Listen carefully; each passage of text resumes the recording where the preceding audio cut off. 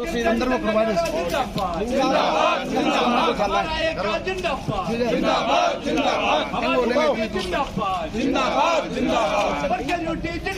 खींच लो। जिसके तहत हमारे को अधिकार प्राप्त है कि हम डीसी ऑफिस जाएंगे, प्रोटेस्ट करेंगे, यूनियन का रजिस्ट्रेशन करा सकते हैं, हड़ताल कर सकते हैं, धरने प्रदर्शन कर सकते हैं। संविधान ने हमारे को अधिकार दे रखे हैं।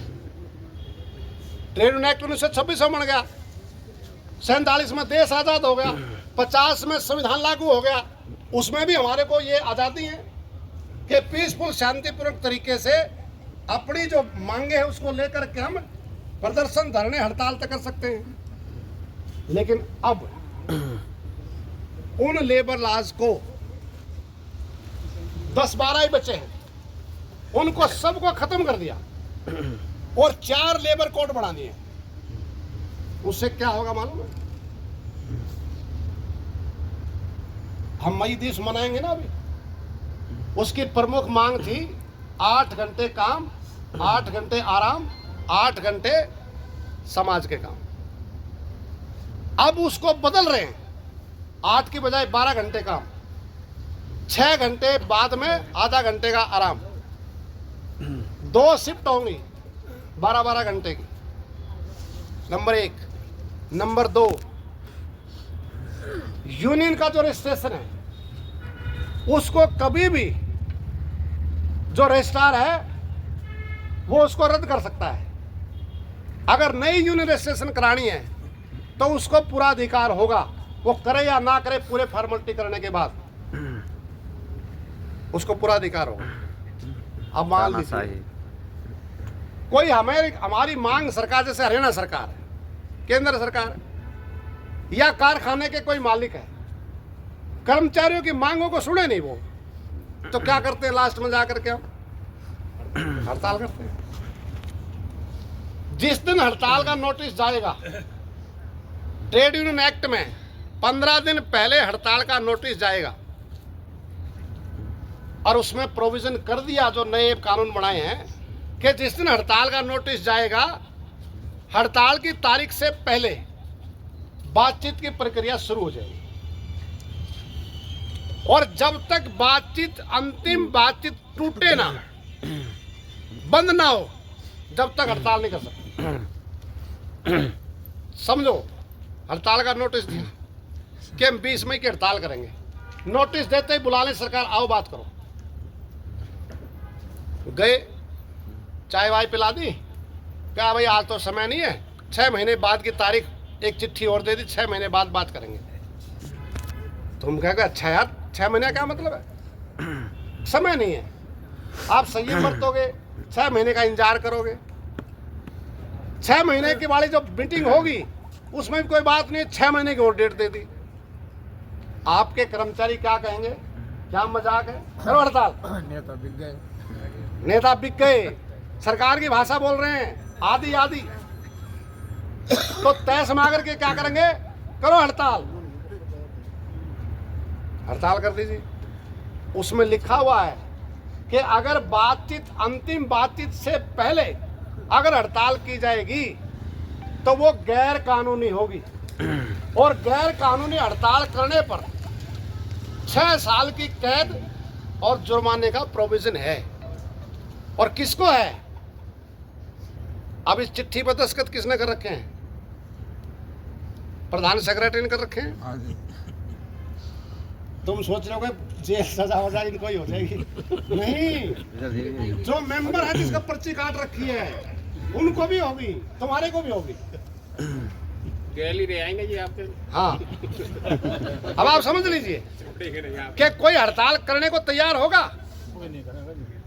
नंबर 3, आज की तारीख में अगर 100 कर्मचारी कहीं हैं, मजदूर कहीं हैं और उनको नौकरी से निकालना है,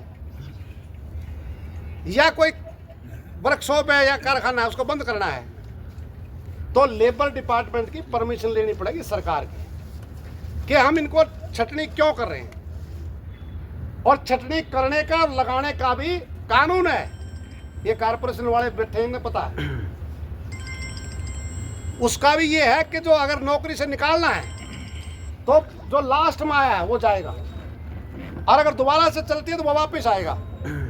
लेकिन अब क्या कर दिया, अब ये कर दिया कि अगर 300 कर्मचारी भी कहीं हैं तो किसी की कोई परमिशन लेने की आवश्यकता नहीं है, कभी भी नौकरी से निकाल सकते हैं, कभी भी रख सकते हैं। हायर एंड फायर की पॉलिसी बोलते हैं इसको। और साथियों, 40 कर्मचारी जहां हैं, 40, उसके ऊपर इस देश का कोई कानून लागू ही नहीं होगा। आज पीएफ प्रोविडेंट फंड कितना परसेंट कटता है? 12। अब उसको घटा करके जो सरकार का मालिकों का परसेंट है उसको घटा करके 10% लेकर के आ रहे हैं। ईएसआई की पैसा भी कम कर रहे हैं। तो अगर ये कर्मचारी 40 हैं तो मिनिमम वेज, बोनस, कंपनसेशन, महिलाओं का मतलब प्रसूति अवकाश कुछ नहीं मिलेगा उसको, और वो कहीं क्लेम भी नहीं कर सकता। ये कानून आ गए। अब आप ये जनाब Subhash Lamba ji, all India state employees federation के अध्यक्ष,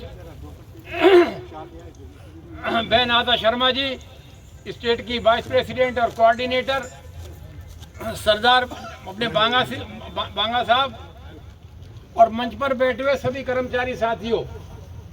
दोस्तों, अगर हम कमज़ोर हैं तो सब कमज़ोर हैं, और अगर हम कमज़ोर नहीं हैं और दूसरों को भी इकट्ठा करके ला सकते हैं तो हम मजबूत हैं सबसे ज़्यादा। यहीं से मतलब जो है लड़ाई की स्टार्ट होती है। तो हमें अपने लेवल पे, नेशनल लेवल पे और इंटरनेशनल लेवल पे तो बताएंगे सुभाष जी ज़्यादा। मांगे आज की डेट में गौड़ हो गई हैं, छोटी हो गई हैं, क्योंकि सरकार कब क्या कदम उठा ले कुछ नहीं पता, और आप लोग जो है मेंटली तैयार नहीं हो। अगर ये कहा जाए कि 70-72 के बाद में सरकार पेंशन देने के ना देने के बारे में विचार कर रही है तो आप शायद कह रहे कौन रोक लेगा। सुप्रीम कोर्ट का भी आदेश है, अभी उसने दिया है कि हमारा राइट है। राइट अपनी जगह पे, अब राइट तो क्या कुछ हो रहा है, मतलब ऐसे ऐसे काम हो रहे हैं कि अगर चीफ जस्टिस ऑफ इंडिया अगर संविधान के हिसाब से अगर कोई फैसला देना चाहे तो उस पर भी इल्ज़ाम लगते हैं। तो हालात ज़्यादा ख़राब हैं देश के, लेकिन उतने ही ज़्यादा हमारे कर्मचारी जो हैं वो भी अपने सोए हुए हैं। तो यहाँ पर बंटने की ज़रूरत नहीं है, जहाँ ज़रूरत बंटने की है बंटते रहो, आगे बंटोगे आप, हम सब बंटेंगे और अभी थोड़ा पिटेंगे, 2-4-10 साल जो है अभी पिटेंगे, मतलब तब जाके थोड़ी अकल आएगी कि इकट्ठे हों। जब हमारी मांग एक, हमारी और बात एक, फिर हम इकट्ठे कोई एक कैसे नहीं हो सकते ये बताओ आप। जब हमारी मांग एक, कोई 65, 70, 75 पे दो, सरकार दे के राजी नहीं है। अब उस मांग यानी कि 80, देखो आप 80 पे पहुंचते पहुंचते कितने परसेंट बचते हैं। एक रिपोर्ट के मुताबिक केवल 7%, और मैं तो कह रहा हूँ आज डेट में 7 भी नहीं बचते। तो ये हालात है सरकार के। आपने देखा होगा वो लागू कर दी अपना कैशलेस सुविधा, सारे अखबार चाहे वो भास्कर तो नहीं, जागरण हो, दूसरे और अखबार हो, सब में हो गया। गजट नोटिफिकेशन भी हो गया। किसी का एक का कार्ड बनाओ जो यहाँ बैठे हुए तो मैं जानूं। बीके में हमारे लोग गए, पोर्टल खराब है। अब भैया वो पोर्टल कैसा है हमें तो पता नहीं, क्योंकि कंप्यूटर के टाइम के तो हम पैदा है नहीं, हमारी औलाद पैदा है। लावा साहब का बेटे ने इंजीनियरिंग कर रखी, ये जानते हैं। तो साथियों, इसलिए इस मेंबरशिप को बढ़ाएं साथियों, और ज्यादा से ज्यादा मेंबर बने संगठन में। अब आप साथियों आपके सामने मुख्यमंत्री, नहीं तो तिनके से तुम उड़ पड़ेगा, आग से मत खेलो मंत्री। तो मैं ये कहना चाहती हूँ कि हमारे बीच में अभी सभी साथी बोलने वाले हैं, ज्यादा समय मैं ना लूंगी, क्योंकि कम्युनिटी की अभी बात कर रहे थे, हमारी वो भी खत्म कर रहे, इंक्रीमेंट खत्म कर रहे, हर तरह का मतलब नुकसान कर्मचारियों के ऊपर कर रहे हैं। ये हम बिल्कुल बर्दाश्त नहीं करेंगे। साथियों, आपसे अनुरोध है कि हमें एकजुट होकर ये लड़ाई लड़नी पड़ेगी, लंबी लड़ाई लड़नी पड़ेगी। अभी एक वकील आए थे, ये कह रहे थे भाई रिट डाल दो हाई कोर्ट में, सुप्रीम कोर्ट में। हम ये कह रहे हैं कि वो रिट तो डालेंगे ही, हमारे ऑल इंडिया के नेता बैठे हैं और भी हैं, वो रिट तो डालेंगे, लेकिन जनता के बीच में जाके तो हम बताएंगे कि ये सरकार हमारे लिए क्या क्या कर रही है, क्या क्या नुकसान है इस सरकार से। सारे विभागों को बेचने पर तुली हुई है, चाहे हवाई जहाज है, चाहे रेल है, चाहे बिजली बोर्ड है, चाहे पानी का है, नगर निगम है, चाहे स्वास्थ्य है, चाहे हर एक विभाग को बेचने पे तुल रही है। इसलिए साथियों, मैं ज्यादा ना बोलते हुए, और साथी भी बैठे हैं, सभी साथियों को एक आह्वान करूंगी कि अभी हमारी ताकत कुछ कमजोर है, इस ताकत को मजबूत करते हुए हमें एकजुट होते हुए इस आंदोलन को आगे बढ़ाना। धन्यवाद सर। विज्ञान जी ने